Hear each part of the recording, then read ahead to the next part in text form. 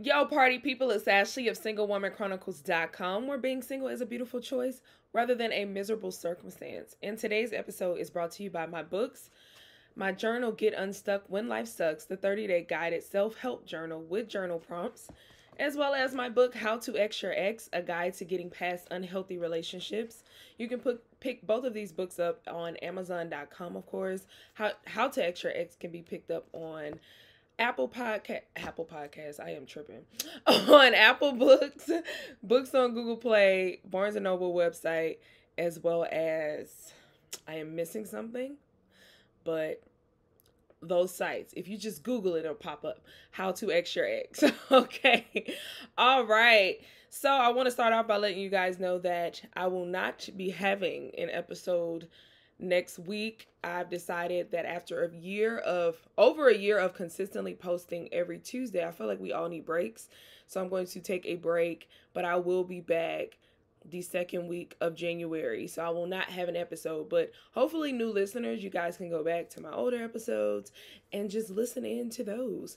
So yeah, I am excited about next year and what it will bring, and hopefully it will be I'm not going to say hopefully, it will be new beginnings. Let's start declaring now that our best has yet to come. So hopefully everyone had a Merry Christmas. It was cold literally everywhere in the United States.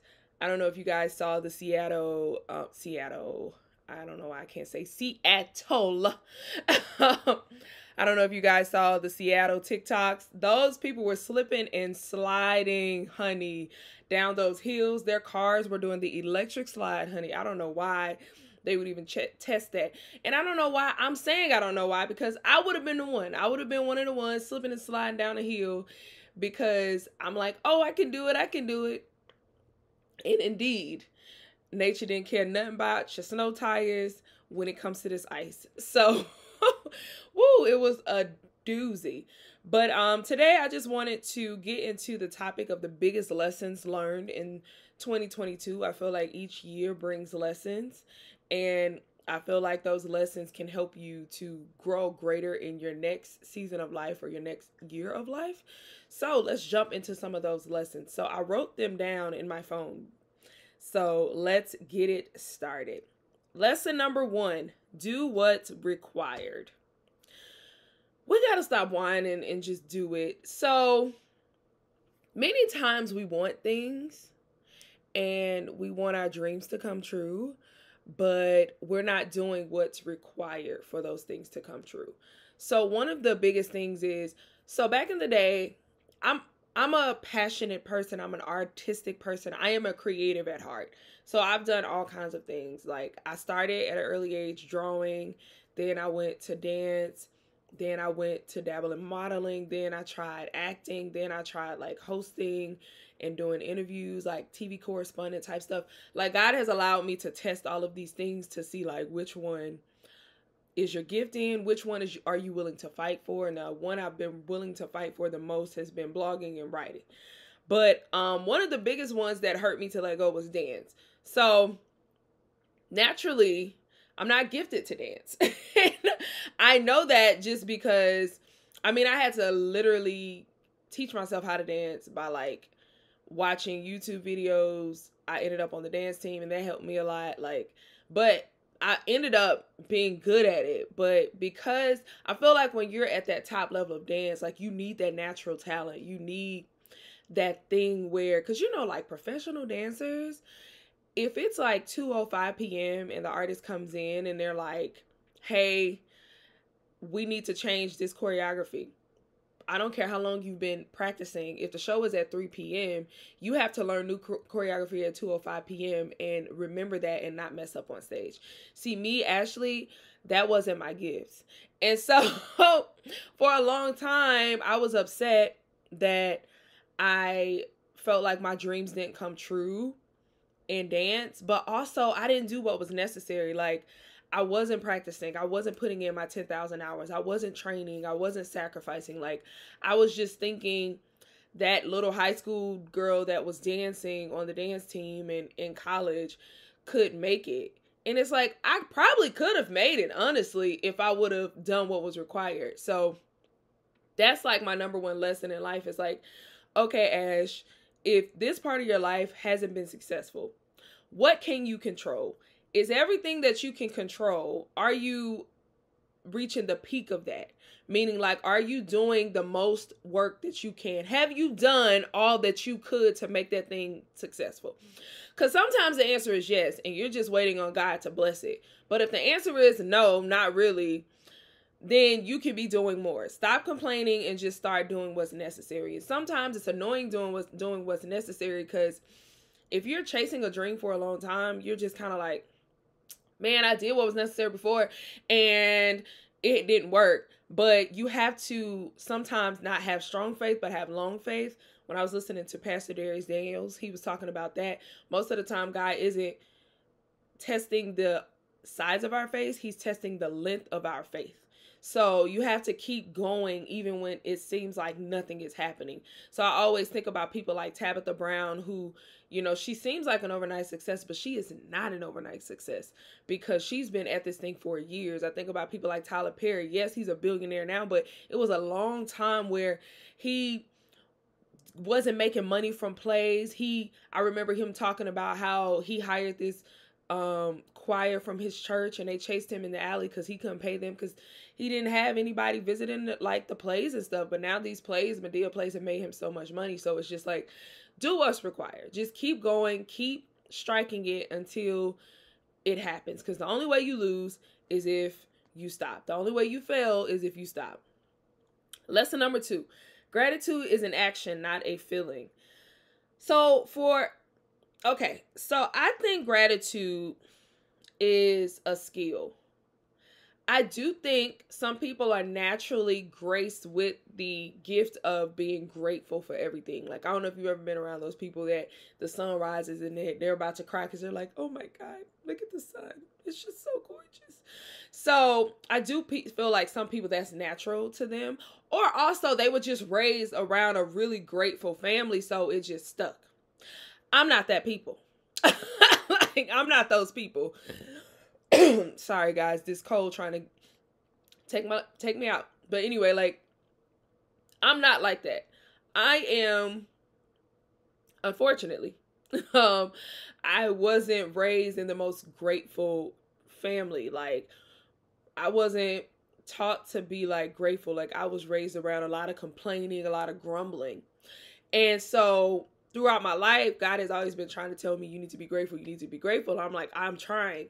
But for so long, I was waiting on the feeling of gratitude to overcome me. But I had to realize through years of just not being grateful that gratitude is not a feeling. Gratitude is an action. It is a skill. Once you apply the skill, then the feeling of the gratitude will overcome you. So if you are a person and you're looking to be more grateful, it's like a discipline. Like, it's kind of like going to the gym. Like, you may not like going to the gym, but the results of you losing weight, or you getting a six pack, or you toning up, you like that. So you may not like saying thankful or, praising God even when you feel like everything is falling apart, but the result of that comes the feeling. So just learn how to be grateful by just being grateful, meaning by just saying thank you even when you don't feel like it, by just praising and worshiping God even when you don't feel like it, by saying thank you to people even when you feel like they don't deserve it. You know what I mean? Just be grateful, and then the feeling will come. Again, it is an action. It is a skill. It is not a feeling. So you don't need to feel like being grateful to be grateful, because if you're waiting on the feeling, baby, it's not going to come. Like, I'm trying to tell you, it's not coming. So you just need to do it. 3, operate from your strengths, not your weaknesses. You know your weaknesses. Stop using them as an excuse to fall into old patterns. Have the self-control to operate in your strength. I feel like many times when things don't go our way, we fall back into our weaknesses and our old patterns because that's comfortable for us. We know that there's 2 parts of us at play. We know that we can choose to do the right thing, or we can choose to do the comfortable thing. But a lot of times we do the comfortable thing, and we know we've grown out of that. We're trying to do that. I mean, we're not trying to do that anymore, but it just seems easier because it's more comfortable. But sometimes you have to keep fighting for the uncomfortable thing that is the right thing, because eventually that will become your default. A lot of the times our old habits, our icky weaknesses that we've been trying not to do, that is our default. So we fall into that. So for example, me, like when I entered into moments of loneliness, one of my old patterns was to just reach out to try to get a date real quick, try to like go out and like drink and meet someone and just get the attention. Like I really just wanted attention from someone. I didn't even need affection or anything. I just wanted the attention. And so I would do that over and over, and then thinking like that would temporarily satisfy me, and then when I went home I wouldn't feel lonely anymore. But honestly, each time it did the opposite. Like I would get the attention, or I would go out and I wouldn't meet anyone, or I would reach out to somebody and they have a girlfriend, or they weren't giving me the level of attention I wanted, like all of these things. So it would always end up backfiring, and I would still cling to it because I'd be like, okay, it could work even though it had like a 10% success rate. But even when it had a success rate, it was only temporary, and I always ended up back in that place of loneliness. So the easy, comfortable thing for me when I feel lonely is to do those old patterns. But the right thing to do, the strong thing to do, is to just sit in that moment, to just find other ways to be fulfilled, or just know that loneliness is just a temporary feeling. Like, don't allow it to overtake you. Yes, you will feel that, but it's okay. People who are married feel lonely. People who are in relationships feel lonely. You just have to learn how to overcome that. And so the uncomfortable thing that I do now is like, I'll pray. Very uncomfortable. Because I'm like, God, you know I'm lonely because you ain't sent me my man. But I praise you. To, just do things that make me happy. Get a move on, or start doing something, or watching a movie, or taking a walk. Taking a walk really does help when it's not subarctic outside, but that really does help. But just learning to operate from my strengths and stop using pity parties and, bad breaks and when things don't go my way as an excuse to do old patterns and operate from my weaknesses. Because no, why? It's just an excuse. Okay, other lesson learned. Create a narrative with new thoughts. Create a new narrative with new thoughts. Don't be conformed by this world. Be transformed by the renewal of your mind. So what this means for me is we all have an imagination and thoughts, right? And I believe that many of us don't understand that not all of the thoughts that go through our mind are true. Like, we can say that, but I don't think we understand it to the fullness of that. We let it seep in and get that me worrying about stuff, me feeling like everyone hates me, or me feeling like a failure. Like, when we have moments like that, just because we think that does not mean it's true. Just because we think, oh my God, I'm so worried, I don't have such and such, it's never going to happen, blah, blah, that doesn't mean that it's true. The way to create a new narrative is by creating new thoughts. Start thinking in new ways. I know y'all have heard the studies say that we have like millions and millions of thoughts every single day. 80% of them are negative. And I bet you 80% those negative thoughts are wrong. So we have to start creating new patterns, and it's very uncomfortable, but you have to check yourself. That's why it's good to have quiet time and not fill all of your space with like music and TV and social media, so you can catch some of those thinking. Like, sometimes you really do need to just sit down and just listen to your thoughts. I know for me, when I'm walking my dog a lot, I'm having a moment where I'm just in my mind and a lot of thoughts will pop in my head, and I'm like, yuck, you be thinking that? Like, you got to check that. And I do a lot of reframing, which is you put the thought, say the thought is, I feel unattractive. And then you can put the scenario, I feel unattractive because I walked by a cute guy today and he didn't look me in the eye. And then the new thought is, I felt unattractive because of insecurities I've had in the past, and I had a situation that I like the guy and I approached the guy and he rejected me. So now I feel like if a guy doesn't make eye contact with me, that means that I'm unattractive. That's a lie. So you have to reframe those things. You have to like get to the root and um what's the word I'm looking for? And just kill those that stinking thinking. Like just create new thoughts. Like period. Just create new thoughts. Okay. Next, it's okay to speak up, even if it upsets others. So I've learned that I have a tendency to accommodate to avoid being seen as flawed as imperfect. Like I'm supposed to be supportive and always happy and always helpful. This was a huge revelation for me, right? So there's a difference between compromise and accommodation. I've talked about this earlier this year. So to compromise means that both people make a sacrifice. So you meet in the middle. To accommodate means this person says, I like this. So this person goes along with that. So you're accommodating. I realize that I do a lot of accommodating. And I noticed it the most in like dating and relationships. But I've started to notice it even in like friendships. So many times, because like I used to be, and I still have a little bit of it, conflict avoidant.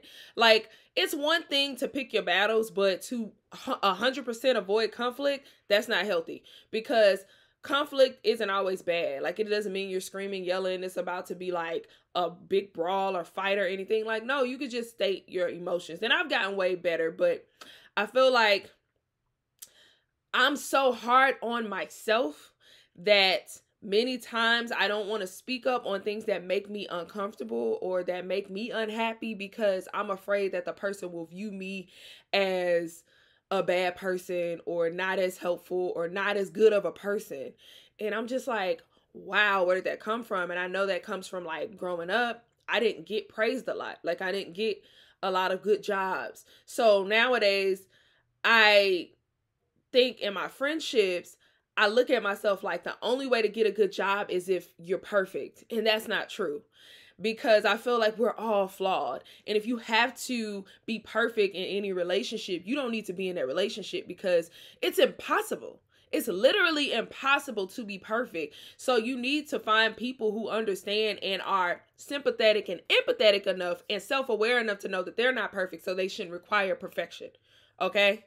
All right. You feel me? So yeah, I think that's a huge thing. And I do know, like in my dating relationships, oh my God, I have picked the worst of the bottom of the barrel, sewer water, tadpole men in my life. Oh my God. So I've been in a lot of dating scenarios that mimicked how I was in like my childhood, in my childhood, because I've said this before, you don't always date who you want, you date like what's comfortable. So if you grew up in an environment where people weren't giving you a pat on the back, people were expecting perfection, when you date, you're probably going to have a tendency to date people who expect the same thing. You're probably going to date narcissists, because a lot of narcissists feel like they need the best of the best. Like their person needs to be perfect. If they show one flaw, they're going to cut you off because they need perfect. It is the stupidest thing. So, or just people who lack empathy. They don't have to be narcissistic, because of course we overuse that word, but but people who lack empathy, that's like a huge deal. So if you ever find yourself in a dating scenario or in a relationship where you feel like you have to walk on eggshells, you feel like you can't state anything that makes you uncomfortable because it's going to piss that person off, and they're going to flip it on you and tell you, oh, nah, that just means that you selfish, or no, you uncompromising, like, oh, no, you don't support me. If that sounds like what you're going through, get out immediately. They lack empathy. They want you to be perfect because they're freaking nuts. They lack self-awareness, and they lack emotional intelligence as a whole. You don't want to deal with people like that, because it's going to make you feel disgusting. You're going to constantly be silencing yourself. You don't need to do that. Point blank, and the period. Okay, so that's one of the lessons I learned. The other one is don't let fear win.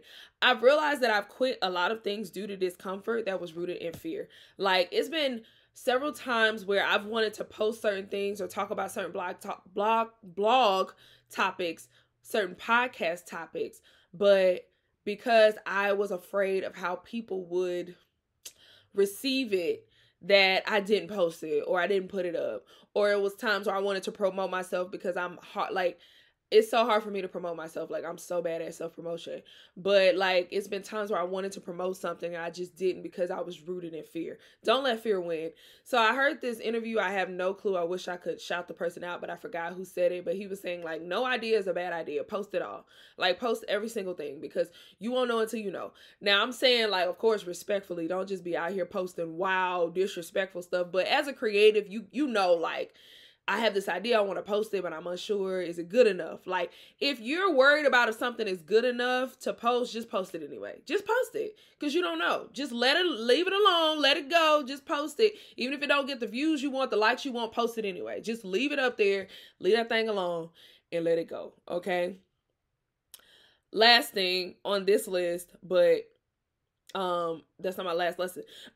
Say no to the bull faster. Trust your gut. Let me tell y'all something. When you've had a lot of failed scenarios in dating and even in career stuff, when you've made certain mistakes and you felt like you failed in a certain scenario, you stop trusting yourself. So when you have moments where things don't turn out how you wanted them to turn out, you stop trusting that inner voice because you feel like, oh, I could be wrong. But that's not necessarily true, because God works all things together. All things work together for the good of those who love God and who are called according to his purpose. So just because something didn't work out how you expected it to doesn't mean it didn't work out, right? So we have to stop getting in this space where we're insecure about our gut, especially women, because we be knowing. So it's been many situations this year where I didn't fully waste my time, because I've gotten way better at just cutting situations off, but I really could have avoided a lot of BS this year if I just cut my losses quicker. Like, trust your gut. Just trust your gut. It's bull. It's bull. Like, don't nobody want that around. You don't want to be sitting around smelling bull crap for that long. So just get out. Trust your gut quicker. The last thing that I learned, which was actually recent, like over this past weekend, was one of my favorite scripture, not necessarily because I just love it so much, but I have to keep reminding myself because I go through a lot of spiritual warfare of like doubts floating through my mind and discouragement. So one of my favorite scriptures is, trust in the Lord with all your heart, lean not on your own understanding, in all your ways acknowledge him, and he will make straight your paths. So I have a concordance, which is basically a book that shows you like what every word in the Bible and like which scripture the word occurs. Also, it gives you the Greek and Hebrew meaning for the word, right? And you need concordances sometimes, especially when you're studying your Bible, because not every word means what the English meaning says, right? So you need to know the original intent the writer was trying to say the word. So trust, in my mind, initially trust meant belief, like believe in the Lord with all your heart. But when I did a search on trust actually does not mean that. Trust means confidence, assurance, boldness, carelessness, take refuge in. So what that means to me is, if I'm going to replace that, is take refuge in the Lord with all your heart. Be bold in the Lord with all your heart. Be confident in the Lord with all your heart. Be assured in the Lord with all your heart. So for me, when I think trust, it's basically God telling me I shouldn't be worried about nothing. Like, literally, I ain't worried about nothing, because God is telling me, if I'm telling you to trust me, that means you can be bold in me, you can be assured in me, you can be confident in me. Stop stressing about it. Stop being worried about it. You got it. So if that keeps coming up for you, if God keeps saying, trust me, trust me, trust me, trust me, and it's annoying every fiber of your soul and your being, stop looking at it as belief. Look at it as assurance, confidence, boldness, and taking refuge in the Lord. Anytime you start worrying and doubting, start reminding yourself about all the things that God has done before. Start reminding yourself of all the times that God has kept you. He has sustained you this far. He is not going to stop now. So there's a song by Ty Galbert, and what is it called? He Won't Fail. Because it says, like, in the song, he's like, why would he fail now? And then it's like, ... he won't. So stop playing. Stop playing. Put some respect on his name. Stop playing. So those were my top lessons in 2022. I really feel like these lessons can help somebody. So like, comment, and share. Subscribe to my YouTube channel, y'all. I'm almost at 1,000. Help your girl out so I can join in this monetization. Help me out. Okay. All right. Well, till next year, again, I won't be having an episode next week, but the week after that, I will be back. I don't know what I will be talking about. Shout out to Meg Thee Stallion for getting justice. So happy for her. Bye.